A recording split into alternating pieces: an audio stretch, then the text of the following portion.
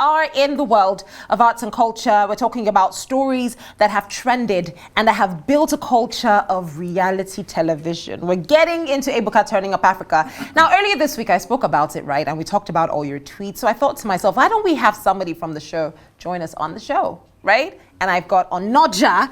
Onoja, you've been causing a lot of trouble online. How did you put it? Entertainment impresario, right? Entertainment impresario. Now, when I think, because obviously from Delfino Entertainment and the magnitude of events that you left us, by the way, but we're not going to talk about that. So we're not going to talk about that. You left us in Abuja from doing the biggest events that we've seen from Davido to Table Savage. You pulled off some epic concerts here. And again, we're not going to get into that because if I decide to tackle that issue, we're going to spend a whole day. To being on reality television. So first of all, give that context. Entertainment impresario, what is that? It's said that my people perish for lack of knowledge. Yay. So I usually would like... Me. No. I usually would like for us to become like we should try to find out what things mean. So I wanted to give them an instance of what I do. Mm-hmm. But instead of saying it the way people would like to say it, just give them an assignment so they go research what it means. Mm-hmm. So that's how I kept it. Okay. So a lot of people are like, yo, impresario, I like it. And I actually really like it so as basically, well. I'm an art director. I also do events, branding, marketing. So it's just encompassing of everything that I do together. So that's how I came up with it. You know, Onoja, I'm happy you mentioned that Bible verse because one of the things that we really saw come out on this show is your faith. Yeah. And it's not something that all the guys put out there, but you're quite vocal with it. Talk to me about that. I mean, so I'm coming from a place where God had healed me in the past maybe 3-4 years. Mm-hmm. So I didn't go after God. God came after me. So, and if he has said I'm the light of the world, I might as well just go ahead and shine. Hey.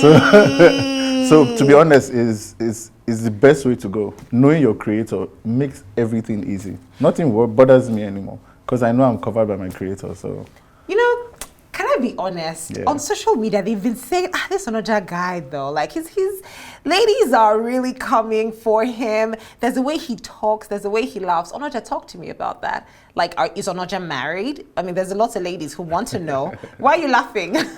No, I think on the show I had said I was single. Mm-hmm. So I'm still very, very single. You're still very, very single. So whenever you get this attention, because one of the things that this show really put out there was somebody said in a tweet that Ebuka just packed all the nice looking men and put them in a show for us to come and start selecting which one we want. So whenever you get this attention from females, how do you handle it? Because it didn't just start with this because you've been doing, but you think about it, when you were doing like your events, remember you'd always say, you don't want to be the center of attention for your events. You want the events to make its name, which is why Delfino, some people still call you Delfino till today. Yeah. So how do you handle that attention? I mean, my brand is female friendly. People have always referred to me as, or I've always referred to myself as he for she. So, understanding the power of women and what makes them comfortable, you don't have to argue. Women always like to be listened to. Yes. So you always want to talk. So if someone is out there trying to listen to you, it's always easier. Mm-hmm. So they get things off their chest. So they would resonate with that because also I was raised by an amazing mom. So I probably know what principles and a decent upbringing means that would also reflect in how I live my life. There must be something wrong here, though, because everything is sounding so organized. Everything is sounding so arranged. What is the one part of this show that you would say is the biggest difficulty for you, the biggest struggle with keeping up this reality appearance? What is the one thing that you find most difficult to do? Okay, in terms of the show, it was totally unscripted. Yeah, that's what I'm saying. Yeah. So bringing your real self on television. I can't sell what I'm not.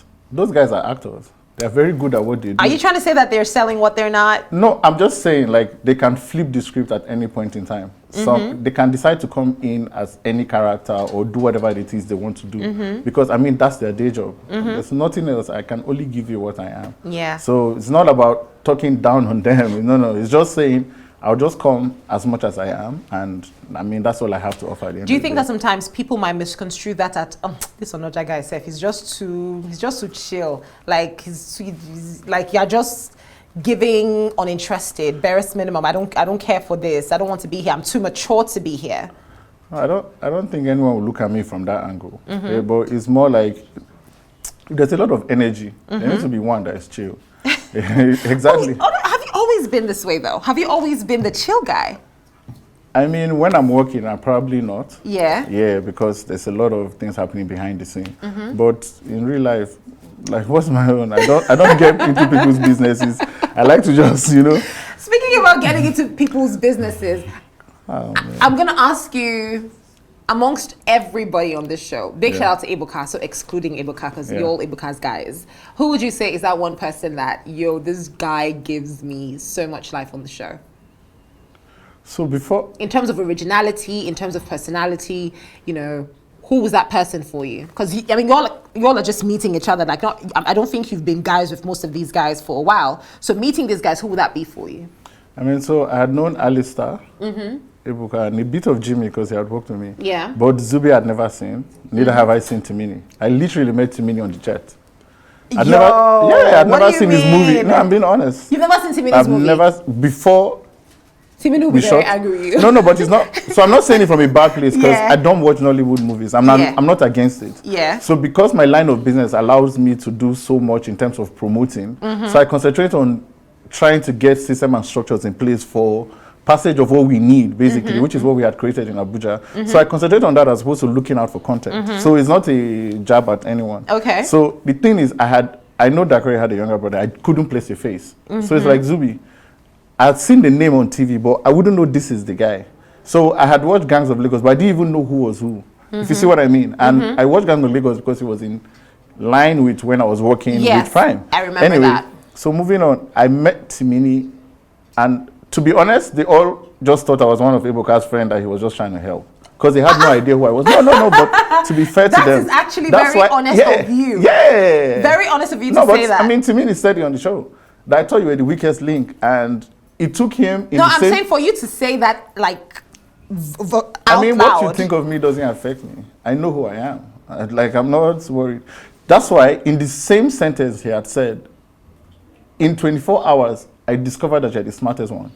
He said it. Also in the same sentence where he said, oh, I think you're the weakest link, but I discovered in 24 hours that you're the smartest one. So it only takes someone who also is high up there to see it quick. And I mean, it was just easy. We just like the same things. So Timini is somebody that you really resonate with in a nutshell. I mean, on the show, Some people think that, what is it about Timini though? What is it about him that really stands out for you? So because I hadn't met this guy before, the first encounter, the same day we met was the same day he gave a gift to everyone. Yes. So that wasn't scripted. Yes. So he came with a gift, and that gift cost about 200K at the time. So he didn't just give a gift, he gave some, and I just felt like in this present day, Did he know Ebuka was going to give gifts? No. Like I said, it wasn't scripted. That was so random. So we need to, I like people that give, because I like to give too. So givers, always, if we encourage giving in our society, it would be amazing. So he won my heart being a giver, not basically who he is. At that point, it's not about him anymore. It's that this guy has a soft spot for, he doesn't know me from anywhere. Why is he buying me a perfume? So it just sort of, I saw a different side to him, and that's all I'm exposed to. So I'm not exposed to his bad boy T image. And I get that, because again, one of the reasons why I love this show is people think women are the only ones with drama. But I'm starting to see that you guys, it's a whole other ball game. But we also saw some really honest vulnerability from you, Onoja. Like, speaking about that debt, most guys don't show that side of them. What was that conversation about, knowing fully well that it's going to go out there and people could equally weaponize that information? Like I said, I know who I am, so whatever anyone thinks doesn't really matter. And the debt is not as a function of carelessness.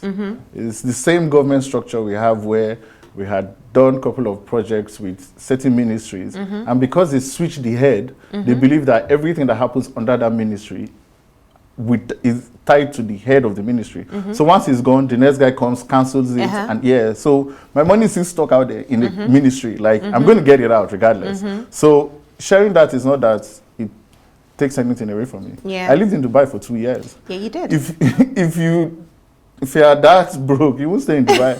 I know a lot of wealthy people. No, I'm no, no, no, no. To be a little No, I'm just saying, braggadocious. like, so it's not. It has nothing to do with the 100. I was only sharing the fact that while I was going through what I was going through, the only person I could run to was God at the time.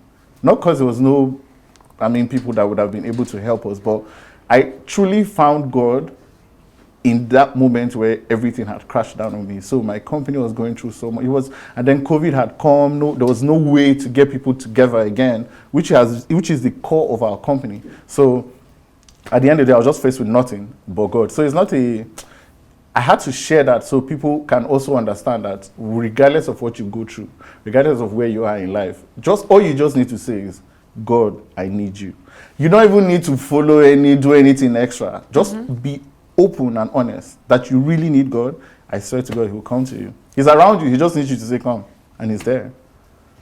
I'm just looking at you like, yo, what in the world? It's anyway, we're going to see more, and I cannot wait to see how the drama unravels. But I wanted to talk about Zubi, though. How do you feel about Zubi? So when people tell you who they are, you need to accept it. He had said he's the king of mad people. What else do you need to expect from someone like Zubi? He's hilarious as a person. He's actually hilarious. He is. Yeah, and he's a no-nonsense guy. He said it on the show. He's actually a no-nonsense guy. Like, if you give it to Zubi, he can flip it on you. Yeah. And the thing is, he's himself. So he's original. He's not trying to be anything more than himself. Who he is. Yeah, so I like him. I think he's really, really hilarious. I think so too. Well, like I said, there's still so much to get from this show, Onoja. But thank you for sharing. Thank you for sharing this with us. Thank you for sharing your faith, your truth, your time on the show. Thank you. Again, I need to have more context, so I still want to let it play out, and then maybe we got to do this and talk about other things though apart from the show. We have to. Welcome back, by the way. Thank you For so everyone much. in Abuja who's been wondering, where is Onoja? Well, lo and behold, that's Onoja, and Onoja's back. Thank you so much for joining me on the show, and thank you for being a part of the show. This is Arise 360. My name is Kachi Ofian.